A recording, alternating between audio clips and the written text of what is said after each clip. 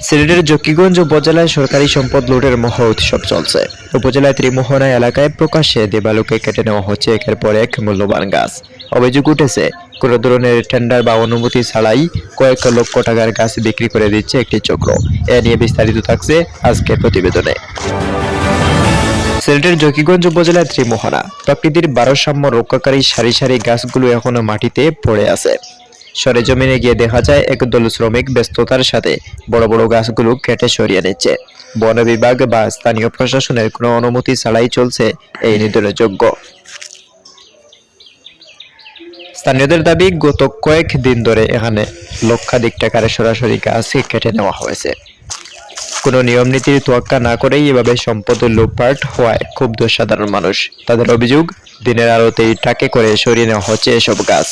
পরিবেশের ক্ষতি তো বটেই, সরকারের বিপুল পরিমাণে রাজস্ব ফাঁকি দিয়ে এই হাড়ি লুট চললেও যেন দেখার কেউ নেই। এলাকাবাসী এখন ছাতক পাখির মতো প্রশাসনের দিকে তাকিয়ে আছেন, কবে থামবে এই বৃক্ষ নিধন এবং ধরা পড়বে অপরাধীরা। ত্রিমোহনার এই সম্পদ রক্ষায় এবং দোষীদের আইনের আওতায় আনতে সংশ্লিষ্ট ঊর্ধ্বতন কর্তৃপক্ষের কঠোর হস্তক্ষেপই এখন সময়ের দাবি।